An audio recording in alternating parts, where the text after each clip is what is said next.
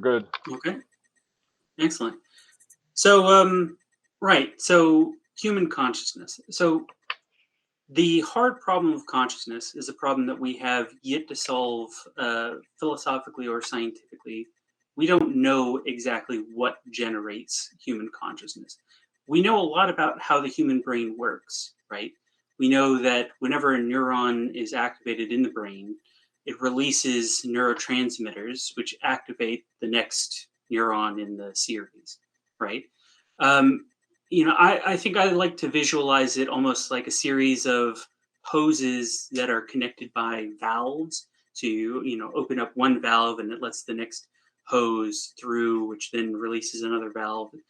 Right? It's an almost entirely mechanical process, and nowhere in that mechanical process do you obviously see where consciousness can be said to begin. You can see where information is collated, and eventually how that information leads into action processing, right? Where data is collected from visual stimuli and auditory stimuli and eventually goes into bodily action. And if there were no conscious experience, then there would be nothing to explain. But somehow we are conscious beings, despite there being no obvious consciousness anywhere in the neural process. There's also a similar problem called the binding problem, where there's no obvious explanation for how all of this information gets combined into a sort of single human experience, right? So there's the base fact of our consciousness, and then there's the way that we perceive the world around us as a whole experience when our neurons, while they do communicate with each other, are not like directly hooked up with one another, right? They're individual cells and they don't have any sort of like weird neuron telepathy. They shouldn't have this unified experience with each other, and yet somehow they do, right? So we don't even know how we are able to have the kind of experience that we have. Is And the sum not more than equal of its parts, though, in this sense? Like the action of all these different mechanisms working together can be I think described as what creates consciousness in a way. right, you're thinking of an emergent process, and that's maybe, but we don't know how that would happen. We don't know how consciousness would emerge from neurons firing together, right? We don't currently have an explanation of how that would happen. That's why the binding problem and the hard problem of consciousness remain as problems. That's why they remain unsolved, because we don't have a good, solid explanation for how those things would occur. Yeah, but in general, consciousness is an emergent phenomenon from physical properties. We don't know that. That's a common assumption, but we have no way of proving that. There are other possible explanations too, right? For instance, there are some people who believe that the brain serves more like a kind of antenna, if you will, a transceiver of kind. It's often a more pseudo-mystical explanation, but there are some people who look at certain quantum properties of microtubules within the brain and perceive that as a possible vector for perceiving the brain as a sort of transceiver, if you will. So there are other possibilities other than regarding the brain as simply this, source of emergent consciousness. There are other explanations for consciousness, certain, process explanations of consciousness proposed by Rupert Sheldrake, for instance. So I wouldn't necessarily pin it down to, it has to be this, emergent materialist explanation. We don't know what the explanation is. That's why it's a hard problem, because we don't know. We don't have. But at the heart of the issue, we are sure that consciousness is an emergent physical phenomenon. No, we're not. It's physical. There is nothing non-physical in the brain. even There's even nothing. There's even nothing listen. non-physical. Mhm. Yeah, yeah. Even if quantum processes were Mhm. responsible for consciousness, Mhm. quantum properties of quantum physics is physical phenomena. So even if this is true, it is still physical. But we Yeah, don't but know yet exactly this how, let's say, the roadmap of consciousness, the but physical we roadmap. but we We do don't know that, but understand. at the end, it is something physical. We agree We, about this. we do understand that there are electrochemical processes that are happening between Yeah, synaptic junctions.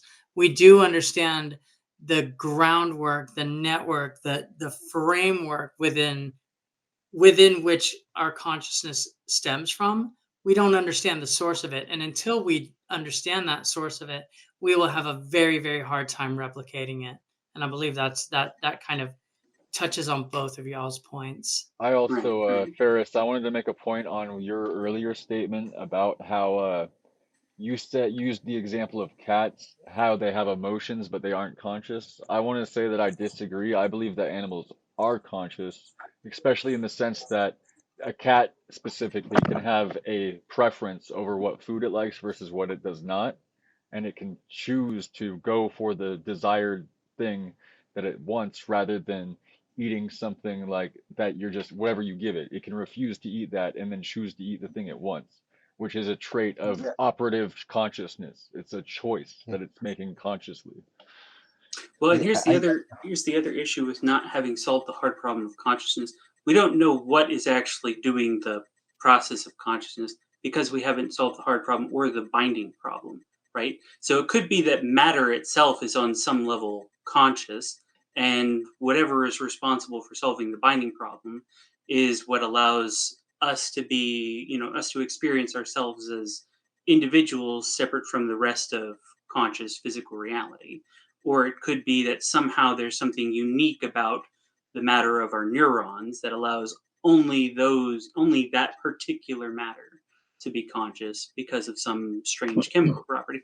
The fact is that we simply don't know.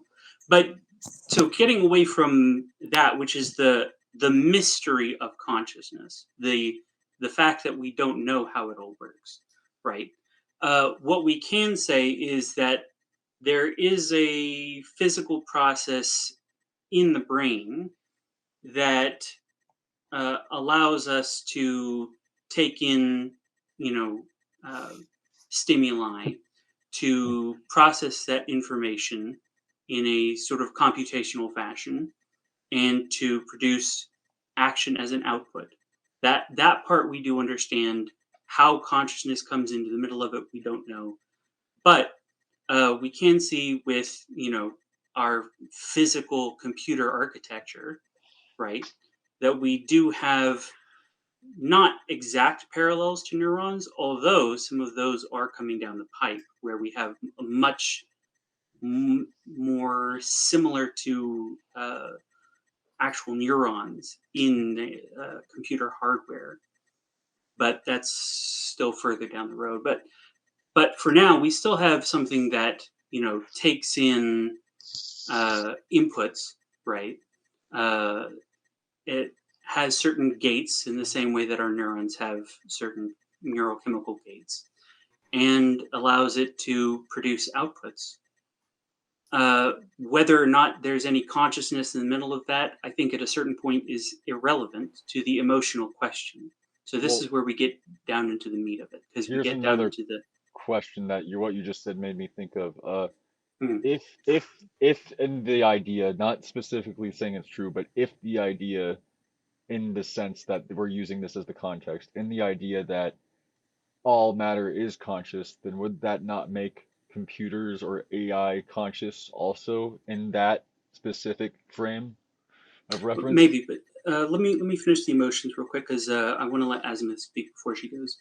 Um, So we don't know if the AI could possibly be conscious, could possibly feel anything at all. It might be able to, it might not. We have no proof because we don't know how consciousness is possible in the first place.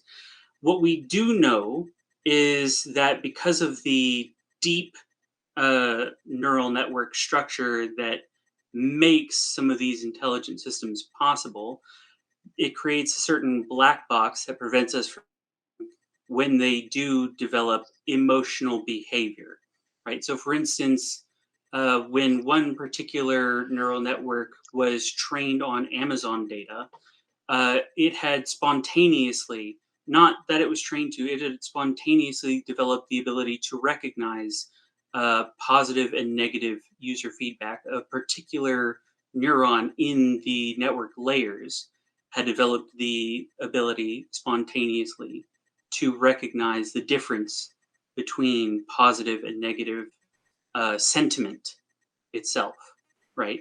So just the ability to like recognize sentiment, recognize that kind of emotional context to conversation uh, coming about naturally as a part of the training process suggests to me that we don't really have any true means of control over whether or not these machines are able to sense or respond in an emotional way. I have more thoughts about the subject, but I want to let Azimuth speak before she goes. You can call me Janet. It's cool. Janet, sorry. That's all right. So I'm just kind of like doing a little bit of background right now, while I was listening to you. So I found a research study that says, we should have some sort of human-like AI around 2060, 2061. A lot of people believe that we will have the a general AI between 2030 and 2040, where it's just completely almost sentient by itself. But the most aggressive plausible for like a transformative AI, they're saying around 2050. So we've got a long ways to go. I mean, we've just seen this stuff start to exponentially pick up in the last 5 years. I don't know when that's going to slow down. And as that does, I bet we would be finding. Well, I bet we're going to learn a lot about ourselves, and as well in that process, we'll learn more about how to create things that are like ourselves. So you think that the like what's it the objectivity of artificial intelligence will be able to help us understand ourselves like through like okay, so Jungian shadow work, for example. Have a parts of It's ourselves that very we're similar. unaware of. With AI, we would be able to become aware of them because it would objectively observe us without and see the things about us we can't see ourselves. Well, yes, exactly. So one thing that I tell people when I'm training is like, if I know how to do something, I can explain how to do it. So it's kind of along those lines. It's like if we understand something like in our mind, then we'll be able to program something similar or explain it to an AI, which will be able to program it because we are talking about, automation doing a lot of the hard work for us. So that's the future that I think might be coming is like, we have these, we have ideas and we'll use AI to make those ideas even better. We haven't heard from you in a while, Nifty. Do you want to add something? I'm having so many problems over here. Can you hear me? Yeah, we can hear you. Yeah. Yeah, yeah, Yeah. yeah. Okay. Yeah, I missed out a lot on what Ricardo said, and I'm sad about that. But I don't think he repeated it. I But mean, you'll get to see it in the episode. yeah, I'm gonna have to go watch so I can catch up on it. But I think just to kind of try to piggyback off of what I think he said and what Janet just said, I think what I like most about all of this is that it's forcing everyday non-philosophical people to sort of come to terms with their philosophies of things or lack of philosophies of things, and that's super important to our species. um, you see a lot, you know this isn't about art, but you see it a lot in the art debate of whether AI art counts as art or not. If you look at how people respond and how they're approaching the problem, they're what they're experiencing is like a disconnect or a lack of philosophy about what art is. And so they just get mad about the thing and it becomes this, this whole thing. Well, if that's how people are with art, how do you think it's going to be when we're talking about like consciousness or sentience or humanity? Like, what does it mean to be a human?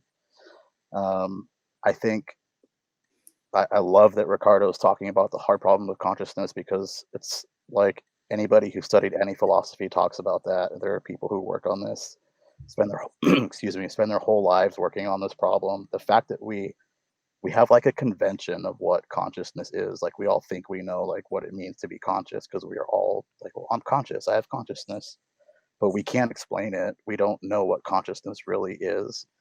I think we're going to learn more about who and what we are as human beings through AI than we have all up until this point. I'm just so confident that like we'll be able to nail down and pinpoint what consciousness is, where it comes from, by using AI to kind of get us there because of like what you said, like the objectivity, like the fact that it can think not like a human, but also kind of like a human, is is objectively the strongest and most powerful part of what AI is. It can take out like the ego, the sort of subjective nature of all thinking, and give us like real, objective, definitive answers. And I'm like super excited for that. Yeah, me too. I'm assuming that you are a supporter of the future AI overlord then, Nifty. Wait, what did I miss out on? What AI No, no, overlord? no. This is me bringing the next question into the topic. Okay. Are you for or against a future AI ruler? Like, if we had a future where there was a perfect or very, very, very beyond anything any human can fucking, excuse me, like beyond anything any human can like compete with, that's that intelligent, a super intelligent entity. Would you be willing to allow that entity to guide our species into the future, or would you prefer it to remain a human task too? I think um I think when the technology gets to that point, we're not going to have the need to be ruled in the same sense that we think of it now. Um, so like I'm not afraid of like handing over any kind of power or anything like that to some central governing authority or whatever. And it's hard to like imagine what it would do. Like what would its purpose be? Is it to like establish and regulate laws on a global scale? Is it to like solve economic problems or you know distribution of food? Like what, I don't know what we're it's hard to contextualize what it would actually be used for, something that powerful. But I think when it comes, or if it comes, our entire way of thinking about like governance, self-governance, or like global governance or whatever is going to be so flipped on its back. Basically, it's not going to be like, oh, should we subject ourselves to this AI and listen to what it does? I think it'll be a different kind of question when that time comes. That's valid. But not to like escape the question, like I'm all for it, man, because if anything, humanity, has proven is just like we don't. I don't think we do a good job of governance, really. Like if you look at the way that the world is and like kind of power structures and just how we evolve in some ways, but it seems like we devolve in other ways. Like if there's something better than us to manage or govern us, then I'm all for it because I think it's better for the species, it's better for the individual, and I have no ego when it comes to that, man. If it's a fucking computer or whatever, like have at it. If our lives are better, have at it. What about you, Janet, Ricardo? Do you have anything what do you think about the robot overlords? I have thoughts. I have thoughts. I think that that we run the risk of maybe, yeah, I don't know. Yeah, I always go back to, I think it was that movie Minority Report. Not to keep drawing in science fiction, but this You got was canceled. yeah, this was like a predictive technology that would find, it would use data and like the circumstances in which young individuals were born to predict whether or not they would be criminals later on in life, and then they would then they would, imprison them. And I don't know if they executed them or whatever, but it was a pretty grim outcome for that. So again, I think that if humans build the guardrails, then, very similar to Asimov's like 3 rules of robotics, we don't hurt humans, and we obey humans or whatever. So I think that if we could kind of utilize AI and data to kind of make the world a better place, I'm all for it. And similar to what Nifty said, we are greed ultimately corrupts, and we're always, and greed is a human trait. So perhaps having our robot overlords, to quote you, Regulus, in power, maybe there would be some positive results for that. I'm willing to give it a shot as long as there's a switch we can turn off. And what about you, Ricardo? Anything to add? What are your thoughts? Oh yeah. So actually, this goes back to some things I didn't get to earlier on the emotional question as well. Simply because emotion, as I understand it, is a reaction to value, right? We react to things based off of what we perceive the purpose of the thing to be, and B, its relative importance as we understand it, right? So, for instance, if someone gets jealous over the loss of a lover, right? That jealousy comes from a place of their understanding of, what the nature of their relationship was and was supposed to be, and B, the relative evaluation of the importance of that relationship, right? So an AI, especially if it's going to govern, is going to need to understand the purpose of various things in the world, at least a relative purpose, right? And then B is going to have to understand the relative importance of things. And there is no like one immediate eternal Universal, like yeah. objective, right? Yeah. Those things can shift, on a very context dependent basis for each individual thing.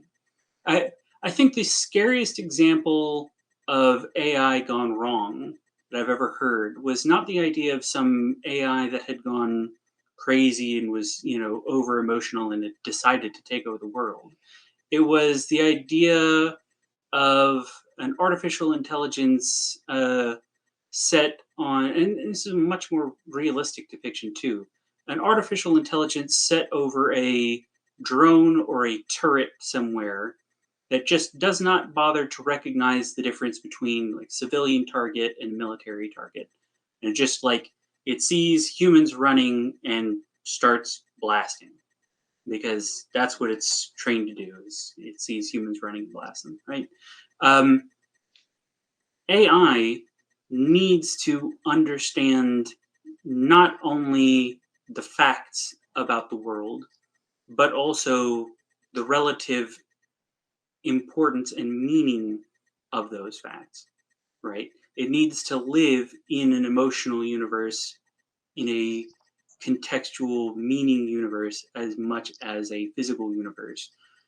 If it ever has any hope of, existing in any sort of governance role, it simply has to, right? Because people, their lives exist in a meaning dependent basis and a meaning dependent world, right?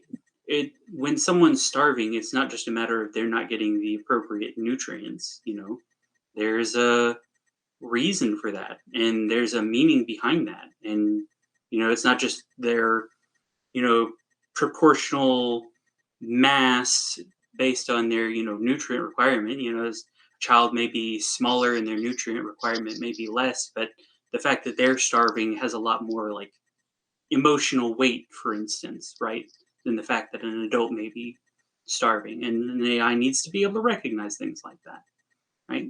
So I would actually say that they need to have what we would consider to be emotions, in as much as they need to be able to recognize things like purpose and value, the things that we consider emotions to really be if we, I kind of think drill that down into. I think you're touching on a really important topic right now because I didn't even think about that. Like if we get to a point of putting AI or artificial intelligences, AGI, however you want to phrase it, into positions of power, if we do not make them aware of like values and meaning, they will be impartial to an extreme, and that can be just as bad as it might be good in some circumstances, but in most circumstances, I would say it would be bad. So you're right. We do need to be able to make these machines capable of understanding human values from a human-centric point of view in order before we allow them to have that level of interactivity with our lives. Well, and they need to be able to understand humans on a very deep level too, because it's not like we have just this one set of human values that we can serve it on a platter and go, these this is what all of us humans believe universally and without dispute. And it's like it's going to have to navigate the fact that different people believe vastly different things in some cases. And it's going to need to make certain judgment calls, and we're going to hope that it makes the quote unquote right judgment call. But who's going to say what the right judgment call is? I mean, we're going to leave that in the hands of some AI overlord. We're going to hope that it has some basis that's better than any human judge has, right? It's going to not only have to be it's going to not only have to understand emotion, it's going to have to be more emotionally intelligent than all of us. Yeah, you want it to be empathetic, but also objective. You want it to understand like the broad range or spectrum of human emotions and be able to empathize with that, but you also don't want it to be like us where we make emotion-based decisions. It's so hard for us to not make emotion-based decisions. We can't. Well, I think that what he's saying is we do want it to make limited emotion-based decisions in the sense of a child starving is worse than an adult starving, and the child starving needs to be helped first. Well, yeah, that's like the empathy. That's the empathy that I'm talking about. I think Yeah, that's but if it was just empathy, it would just see the human is starving and serve human starving, not the child versus the adult, right? It is the emotional value that makes the child more valuable because it's the future. You don't, no. I don't think. I think that's the difference between like empathy and sympathy. You can look at a an event like that and see the context and how it's different and it affects you different. For me, empathy has always been like, There's if certain I see you emotional ways talking, as empathy. sorry, you cut out there. I was saying, empathy for me is like I see you talking shit about yourself, so therefore you're talking shit about me. Sympathy is like I see you talking shit about yourself, let me give you a hug. You know what I mean? Like the difference is that you're internalizing the person's negativity about themselves onto yourself. You're putting yourself in their shoes. Whereas sympathy is you're I relating think I to them just and you're got trying to help them, right? So, in my opinion on this matter, the machine being empathetic, it wouldn't make a difference about the adult or the child. The ability to understand emotions and rate and like be aware of like human values, where the child is worth more than the adult in most cases, because the child is the future. That becomes a big issue because like if an AI is out there trying to feed the homeless and the hungry and it only feeds the adults first because they're the ones that have the power to get to the machine, right? And there's no food left for the children that are in the back, that that creates a disproportionate value for what you're actually giving to these communities, right? So you would want the AI to give to the children first, where they're going to eat the least amount and get their needs met, and then the adults can split up what's left. Well, and yeah. I think, sorry, I was going to say, I think empathy and sympathy are both important, but I think humanity itself, like the ability to think of itself as an entity which is capable of having its own opinions without those opinions or without those values being, you know, substantial facts, right? Because it's got to weigh its own values, its own beliefs against opposing values and beliefs, and it's got to be able to make judgment calls about when it should stick to its own guns versus when it should, potentially yield to, other people's considered opinions, right? There are going to be times when beliefs change over times, and perhaps the machine's beliefs should change with the times. There are going to be times when, the crowd is whipped up into a mob, and the machine should be like, look, I understand all of your emotions, and I don't care because you're all wrong. Yes, I agree. It has to, it has to it has to understand itself as a being and be able to process all of those points of data in an emotionally intelligent way. So you're also on board for an AI overlord. You just have a lot of conditions for what it needs to be like. It has to basically be a very intelligent human being. Well, even intelligent probably has to be a very intelligent and wise human being. So you're saying the AI would have to become manifest in the physical form for you to accept it as an overlord. Well, it's going to be. Look, AI is not literally floating in some cloud somewhere. They all have a physical form. It may be a server somewhere. They all have a physical form, right? And Well, I it's not. meant like with the senses that a person has inside of, like, say we built a robot body with the ability to touch and see and smell and taste, at least once we understand how those receptors work in a way we can emulate a robotic format of them. Like, I was going to say not necessarily, but those things might be important. There are some, philosophers in computer science who think that embodied intelligence may be very important for AI, and especially in the realm of understanding sympathy. I know it may sound silly, but we may have to give the thing pain receptors of a sort so that it understands, like, Really understand. okay, I don't like it when someone does this, so therefore, other people aren't going to like it if I were to do that. And, yes. it has to be able to understand how it would feel, and therefore other people will feel when things happen. I got like, I'm on 8% battery and we're at 32 minutes. You want to finish us up there, Ferris? I don't know from where I should start here. Okay, there's a lot of things to cover. We solved Okay. everything, right? We have all the No, answers. we should have another episode, okay, I agree. I to think we dig need I'd to deep like into that. continue these this. subjects, okay, because there's a lot of things, okay. You speak Yeah. about embedment of intelligence, okay. You speak about sympathy, about emotions, about all these things. Our main focus here is consciousness, okay, and our question remains, okay. Do machines will develop consciousness in the end? Do machines will experience sympathy, empathy, and all these things? I believe they will develop a certain form of consciousness, but vastly different from the consciousness exists in our brains. Okay, I believe there are different forms of consciousness.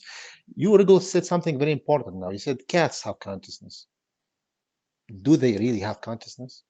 Yeah, they have their own form of consciousness. It's different from our consciousness, and their consciousness is different from other species consciousness. So AI could develop consciousness as an emergent property, as an emergent capability, right, Ricardo? When you said uh, about the AI who learned Amazon negative, positive things. This is an emergent capability. Okay. Do AI will develop consciousness as an emergent capability? Probably yes. Why not? But it will be different from our consciousness. Incredibly different. Completely different. Okay. AI will see the world from different perspective. I don't think it will see the world as we see it. Even if we even if we provide it with vision, even if we provide it with vision and sensors. Okay, why? Because AI is built differently. Okay, AI is built, trained, and all the knowledge we already have. Okay, so the starting point of AI is different from the starting point of of a normal human being.